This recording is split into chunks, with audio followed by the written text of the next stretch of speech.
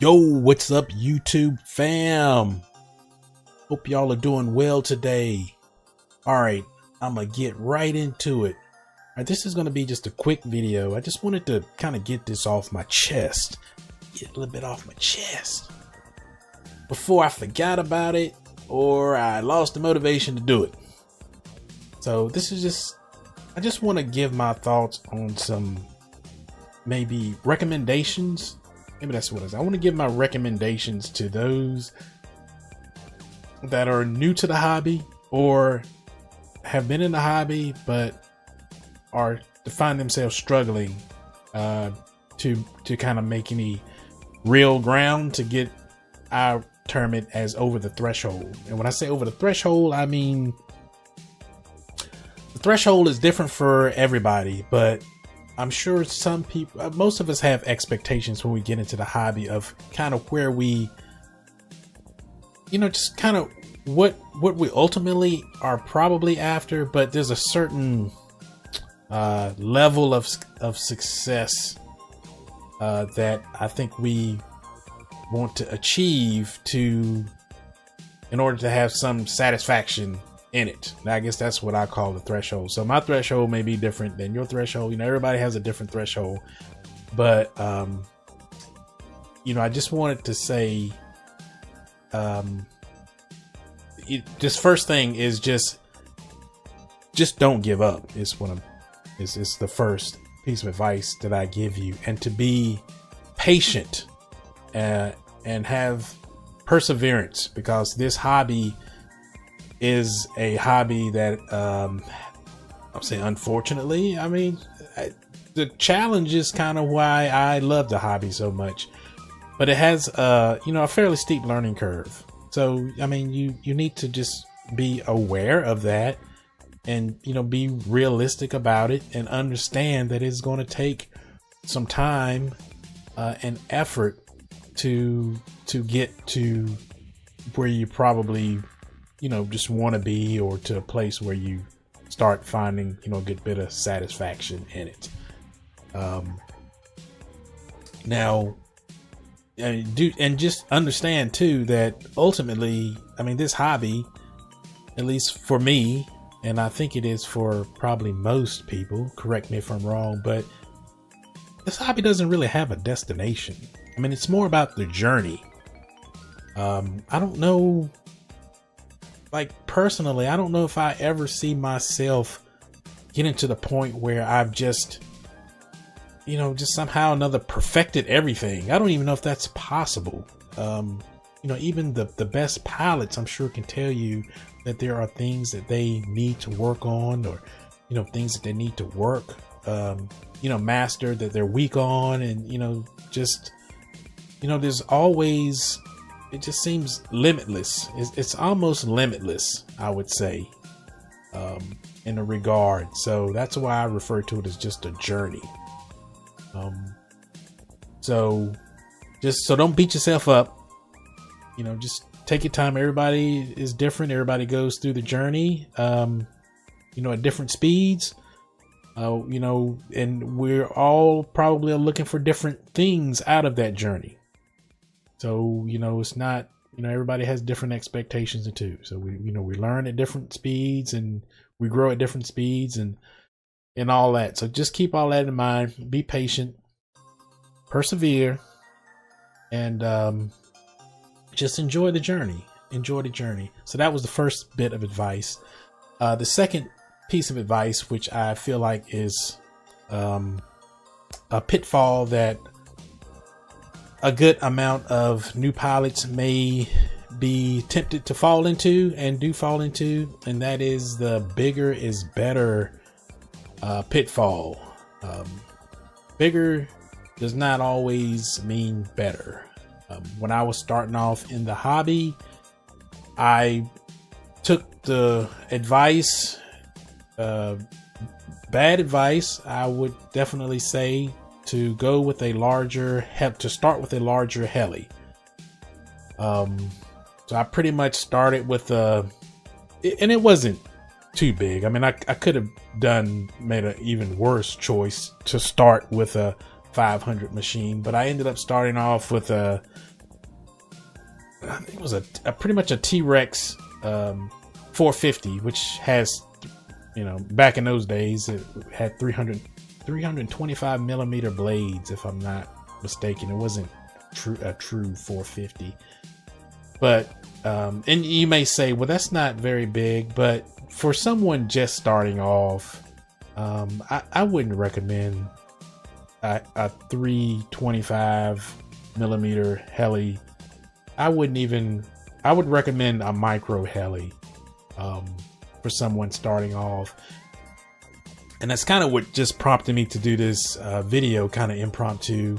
Is I was just on YouTube, just doing some standard, just, you know, my normal go about, and I came across a video where I think it was a Goose Guy R5 video. It might have been from West Hobbies. He was doing a review on that machine or something like that. But, you know, there's some people in the comment, you know, I saw some comments in there about, you know, hey, I'm new to the helicopter hobby, and, you know, man, wow, this helps. This, you know, this kind of might be my first heli. You know, I'm still trying to make up my mind, but it's kind of like a 500 heli, a R5. You want to start the RC helicopter. You want to start your journey with the R5 Goose Guy helicopter, a 500 to 600 class helicopter, if I'm not mistaken, at least a good 550. I mean, to me, when you come in like that, well, for one, you're kind of telling me that you don't have patience. Just, you know, the fact that you want to start off with something so big, either that or you drank the Kool-Aid someone sold you about bigger is better. You know, it's more stable. It's easier to fly. I mean, some of those, yeah, I mean, yeah, it's more stable, right? I give you that, but that's not what you want to be starting out with. When you start into this hobby, you want to spend most of your time flying, getting stick time in. I would say I would recommend that you start off flying 90% of the time and working on your helicopter maybe 10% of the time. See, when I made the mistake of starting off with just a T-Rex 450, I crashed that thing so many times. I probably spent 90% of my time fixing the helicopter and 10% of my time actually flying it. And it got to the point that, you know, I was crashing so much and fixing it so much that, which I didn't mind really fixing it at first. I mean, you know, it's a good learning experience, but you don't want to burn yourself out doing that, which I did. I ended up burning myself out, just getting tired of fixing the helicopter. And till this day, when it comes to building a helicopter, you know, there's a bit of a sour taste still left in my mouth from that experience. And that's why I would not suggest going a helicopter that big, because you're gonna be crashing a fair amount, and you don't want to be, you know, your first helicopter, a Goose Guy R5, you know, something nice like that. I mean, you're gonna be putting that thing in the dirt, just on repeat. I mean, you're gonna be crashing a lot if you're like learning and pushing yourself. Now, if you just want to hover or something, that's fine. But if you are actually going to like push yourself, you're going to be crashing a good bit. I know, you know, some of the fly barless systems and stuff, you know, they have, you know, the safe fails and, you know, rescue modes and stuff like that. So, you know, you can try to, you know, set that up to help you, and, you know, it'll probably help you some, but I don't think that's really the experience that you ultimately are going to be happy with. If you see my screen here, you know, I was gonna say I fought with my T-Rex 450 for probably a year and a half. I fought with that thing, and I fought with that thing, and then lo and behold, and I'm not saying for you to go out and buy this thing here, but the Blade Nano came out, and that was kind of the only micro heli I knew of and was aware of at that time. But this Blade Nano came out. I picked one of these things up, and I kid you not, within, I think I learned more, way more in like 2 months with this little thing than I ever did with my T-Rex 450. I mean, this little thing, you know, I was able to, well, first of all, it's so small. This is a 1S machine, and I would actually recommend, I know OMP makes, you know, a nice M1, and I know Goose Guy makes a nice S1, you know, and there are probably some other things on the market similar to that. Even Blade, I think Blade has a, what's the MCPX BL, which is a step above this Nano. I think it's a 2S machine. Is it a 2S? I keep forgetting, but it's you know, it's a bit more powerful. It's you know, a bit more powerful than the Nano here. But this little thing here was so, it had enough power for me to be able to practice my nose in, you know, my hovering, just like, you know, the exercise we went through in the lesson I just did. I was able to practice this, you know, real world, you know, without the fear of having to spend hours and hours of, or fear of having to rebuild, you know, when I crash this thing. I mean, I literally would fly this thing over grass, and, you know, if I lost orientation, I hit throttle hold. I mean, this thing would like literally just like bounce off the grass. I mean, eventually I might have to change like a little, you know, the little pinion gear or something in it. I mean, it was like $5 or something, you know, it took like 5 minutes to do, or, you know, just something like that. You know, in the rare case something catastrophic happened, you know, I slammed it into the pavement, which I shouldn't have been over the pavement anyway, but, you know, and I broke the tail. You know, it wasn't a lot to fix, and it allowed me to spend my time just getting stick time, which was so valuable, because I was on the verge. I had pretty much quit. I was pretty much had kind of just given up on the hobby, and I was at a crossroad.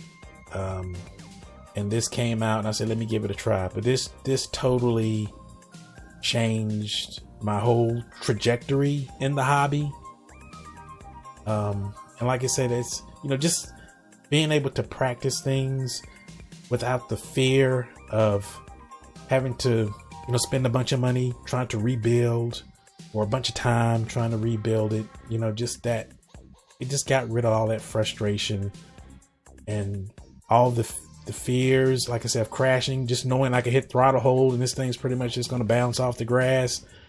You know, it just unlocked me and allowed me to just really make so much progress in such a short time that I would recommend getting it. I'm still, to this day, I'm actually now considering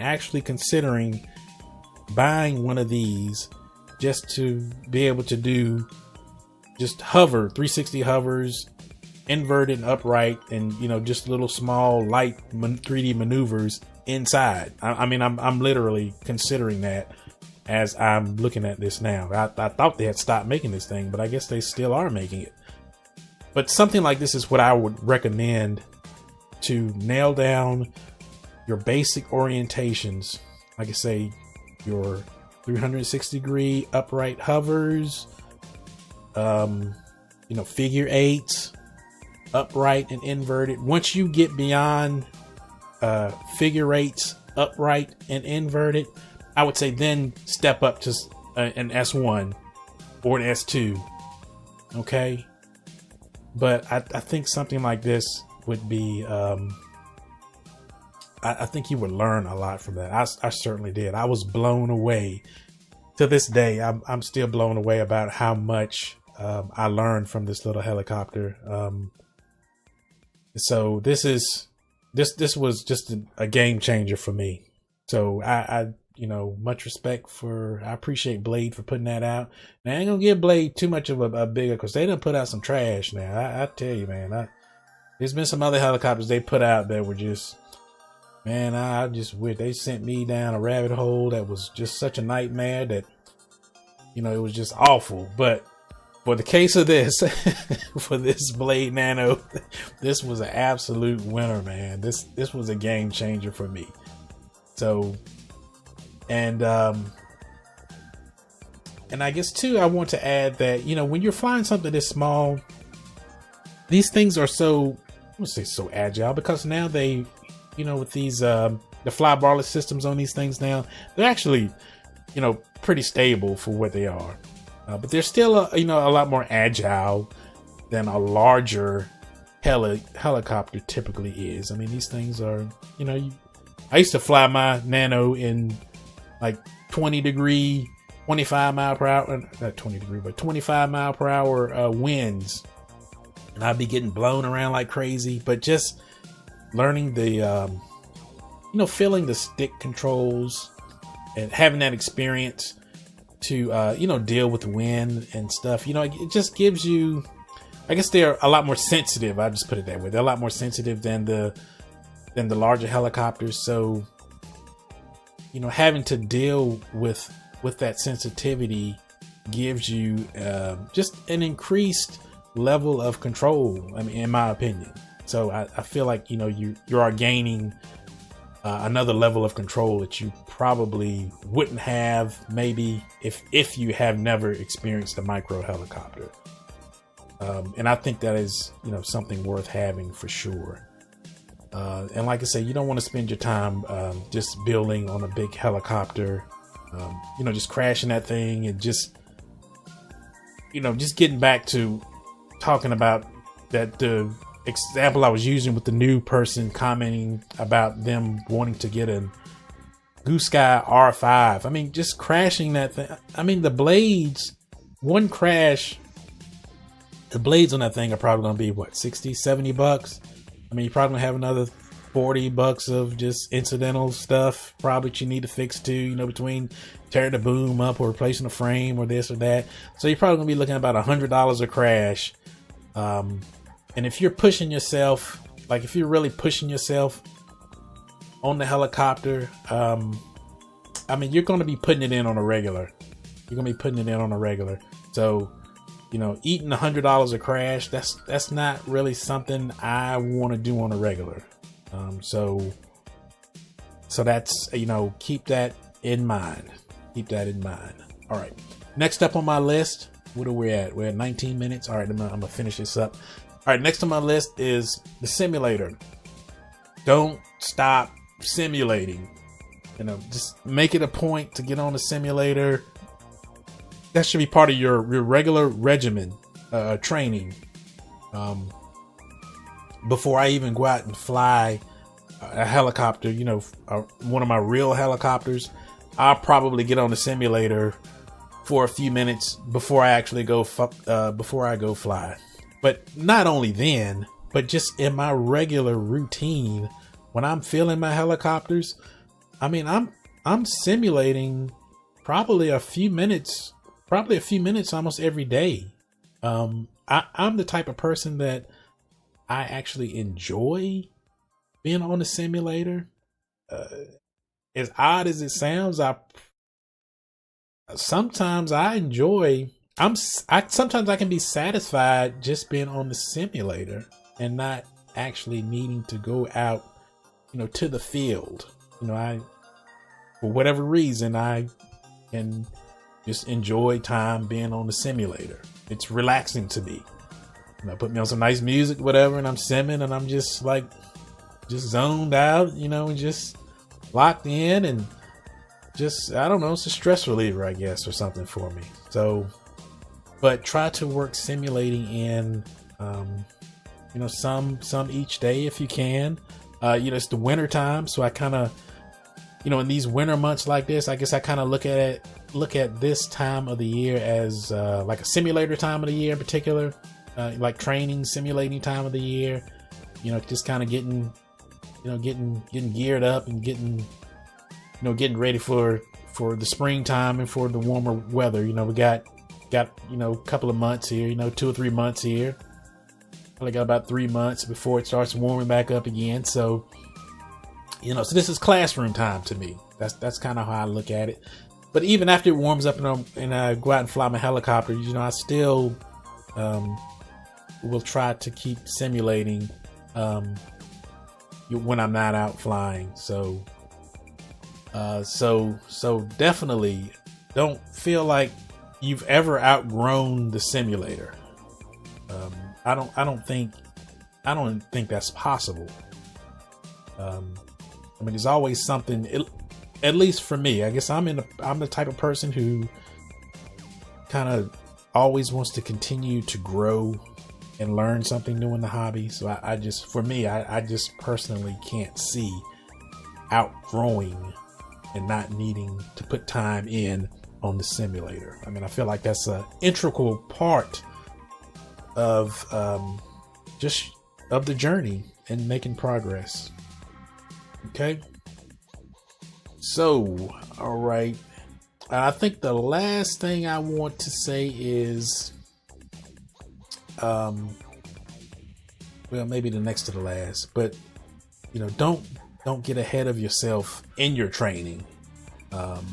Try to focus on building a strong foundation. Sometimes, I'll see people doing,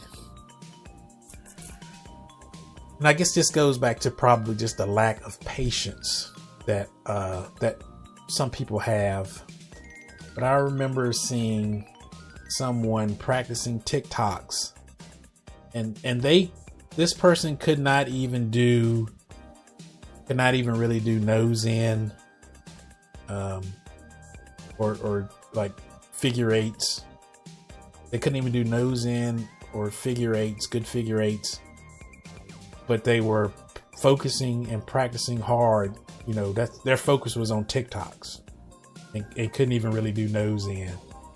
That is like, that's kind of strange to me. Like I said, I realize this hobby is different things to different people, but if you just back it out a little bit and be patient and build your foundation, you're going to get to the TikToks. And then when you get to the TikToks, and you have your foundation, it's going to be much more enjoyable for you. I'm just trying to make it more enjoyable. I know, you don't want to wait. You want to get into the 3D. You want to get, you want to start banging the sticks and, being the next Tareq, Alsaadi, or, whoever the, all of the great pilots are out there now, but if just get your foundation right, and you'll get there. Like I say, when you get there with your foundation, you'll be a lot more happy and satisfied with where you are. But with that being said, about getting your foundation, try to be, when it comes to your simulating and your training, try to approach it. I would suggest approaching it in a structured manner. It used to be a point in time where I think when I went out to fly my helicopters, I just went out to fly. I didn't really have anything particular that I just was going to go out and fly. But now, when I go out to fly, I typically go out with like a a game plan. You know, it may be, all right, I'm going to practice I'm just going to try and practice pirouetting transitions, or, you know, I'm going to practice some reverse funnels, you know, when I go out this time, or, you know, for these next 2 battery packs, I'm just going to, you know, practice up inverted funnels, or, you know, backwards funnels, or just hovering. I'm just going to hover 360, do hovering 360s inverted for this, and do figure 8s or something for this battery pack, or just for this entire session that I'm going out. You know, this for all of my battery packs when I go out, I'm just going to do pirouetting practice, you know, or just something. You know, I tend to be a lot more structured now when I go out. So I would recommend that. It seems to be working out for me. And I think it would work out for you as well. And the last thing I want to get into, and I probably touched on it already briefly, is crashing. That's not something we want to do, but don't be afraid to push yourself and to crash. You know, that's kind of gets back into the whole making sure you don't have a machine that's too much for you, you know. But I think, you know, when you're crashing, to me, that's a sign of, you know, you're pushing yourself, which is good. And I know there's, you know, limits to that, but then that gets back to, you know, if you have the right type of helicopter, like, for example, you know, this Nano, it could be whatever, because I'm personally, you know, one of my other videos, I told you I had my 700 Puma, but that's not going to be my primary helicopter. I feel like I'm going to get something else to kind of like beat on, that I don't mind crashing so much. And I'm not sure. I'll probably make another video talking about my options on that. But you know, when you're crashing, that means you're pushing yourself. You know, I encountered someone not too long ago on YouTube that, you know, their claim to fame based on their comments was, you know, that they had never crashed. And I'm just kind of like, I don't see, you know, there's no badge of honor in that. If you're telling me you've never crashed, you're telling me that you've never pushed yourself. And I'm willing to bet that your skills are probably like really limited if you've never crashed. I'm willing to almost bet that. So like I said, don't be afraid to crash and to push yourself. That's part of it. And it's no badge of honor saying that you have never crashed. So don't get caught up in that either. Don't let people think you are unworthy, or, you know, you fail because you crashed. That means you're pushing yourself. So congratulations. Welcome to the club. Yeah, I've probably crashed. I've hundreds upon hundreds of times I have crashed. And I know for a fact that a lot of the even professional pilots, you know, continue to crash. I was watching a video from Stacey the other day, and, you know, he was talking about something, you know, if he crashes, or when he crashes, he does such and such, blah, blah, blah. So even he crashes, you know, so it's like, I mean, the best of the best put it in. So, you know, that's the nature of the beast. That's the nature of the hobby. All right. So we are pretty much at 30 minutes now. All right. I'm going to end it here. I think I got it off my chest. Hopefully it helped somebody. Hopefully it made sense. Like, as usual, if you have any comments or questions, be sure to drop them, drop it in the comments. Be sure to like, share, subscribe. Appreciate y'all for stopping in, man. Love y'all. Peace. I'm out of here.